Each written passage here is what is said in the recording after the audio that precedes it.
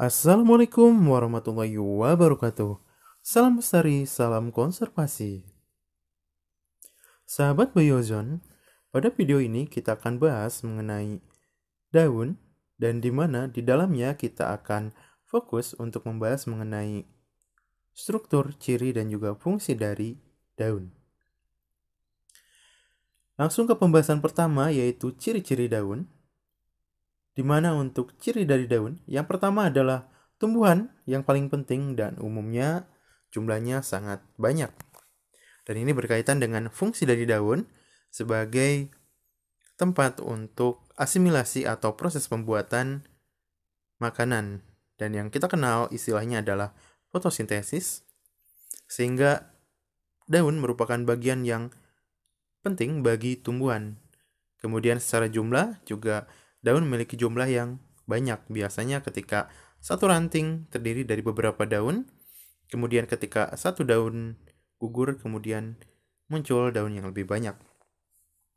Kemudian yang kedua terdapat pada bagian batang saja seperti pada pembahasan sebelumnya, bahwa daun itu akan duduk pada buku batang dan tidak ada daun yang duduk pada akar.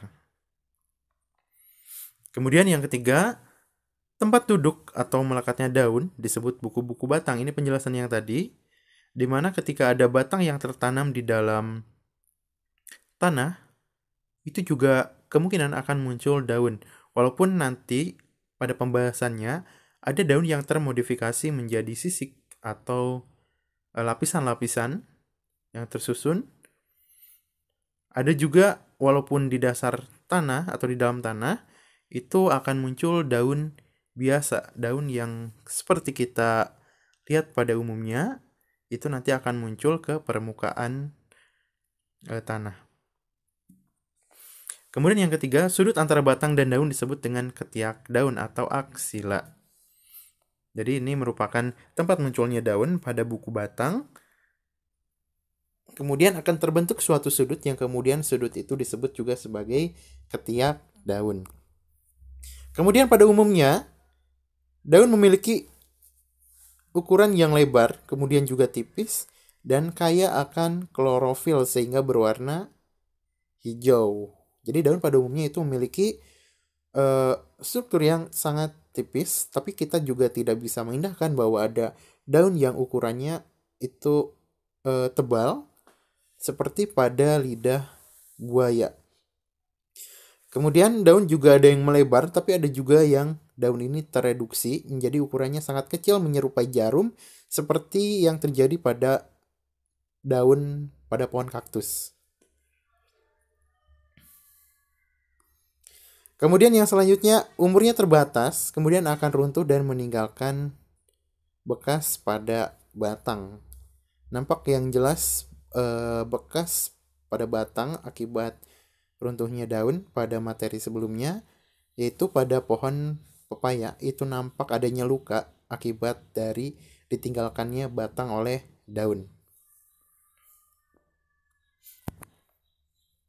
Kemudian daun yang runtuh biasanya diganti dengan daun yang baru dengan jumlah yang lebih banyak, sehingga semakin tua tanaman maka semakin rindanglah daun-daun yang ada pada pohon tersebut, sehingga satu pohon itu bisa memiliki banyak daun. Kemudian pada waktu-waktu tertentu ada tumbuhan yang menggugurkan daunnya, disebut juga tumbuhan meranggas atau tropopita. Contohnya ini pada pohon jati, kedongdong, dan juga pada kapuk randu. Jadi ini adalah salah satu bentuk adaptasi dari tumbuhan untuk merespon keadaan lingkungan.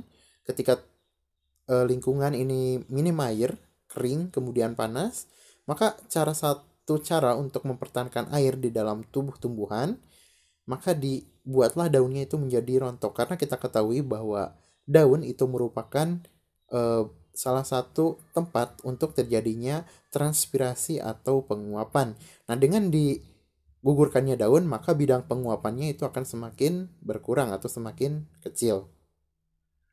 Jadi ini adalah salah satu bentuk adaptasi dari tanaman terhadap lingkungan. Kemudian dilihat dari struktur, di sini ada blade, kemudian ada petiola, ada node, kemudian ada bud, dan juga ada stem.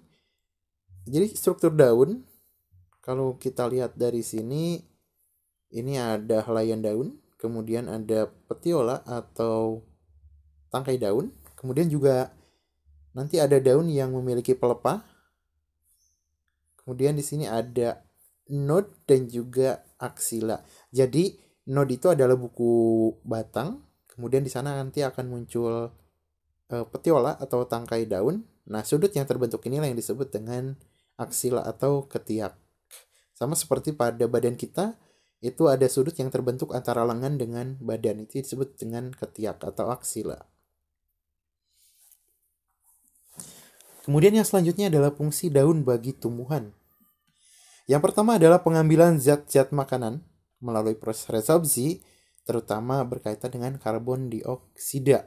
Jadi di sini berkaitan dengan fungsi dari daun, itu bukan sebagai penghasil oksigen, tapi sebagai pengambil zat makanan atau resorpsi berkaitan dengan karbon dioksida.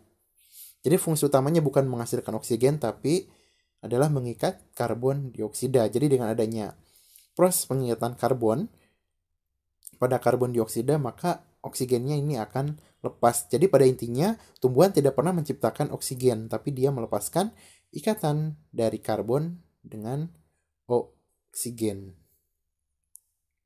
Kemudian yang kedua, berkaitan dengan fungsi yang selanjutnya yaitu alat pengolahan zat makanan atau kita sebut dengan asimilasi.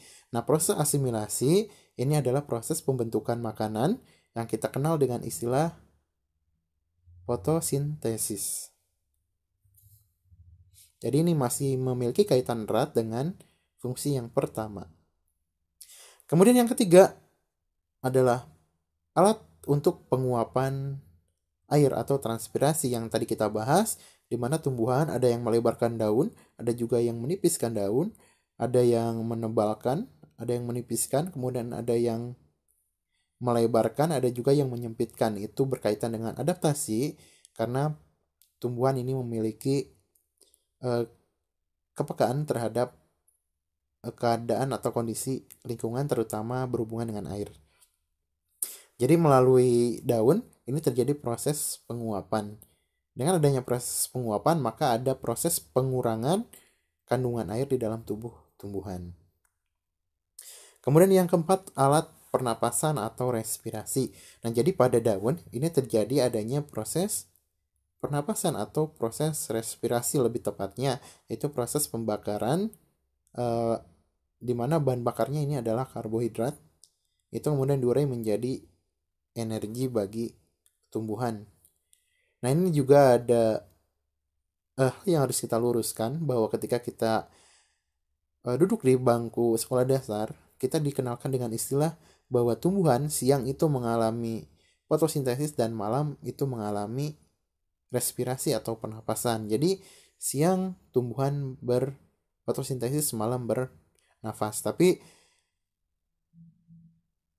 yang benar bahwa fotosintesis itu adalah proses asimilasi dengan menggunakan cahaya, di mana cahaya di sini adalah menggunakan berkas-berkas sinar tertentu dengan panjang gelombang tertentu, dengan panjang cahaya tertentu. Nah, jadi dengan adanya pemahaman seperti itu, jelas bahwa fotosintesis itu bisa berlangsung pada malam hari asal kita bisa memanipulasi cahaya dengan panjang yang sesuai dengan kebutuhan untuk fotosintesis.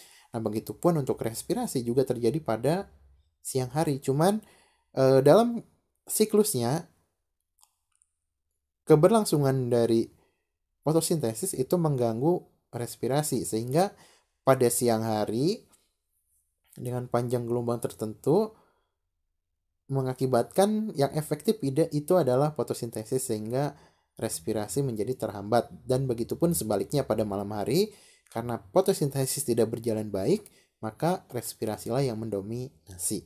Oke, itu penjelasan mengenai struktur, kemudian penjelasan mengenai ciri dan juga fungsi dari daun bagi tumbuhan. Nah, untuk pembahasan lanjutan kita berpindah pada video yang lain karena durasi ini juga cukup panjang. Oke, assalamualaikum warahmatullahi wabarakatuh.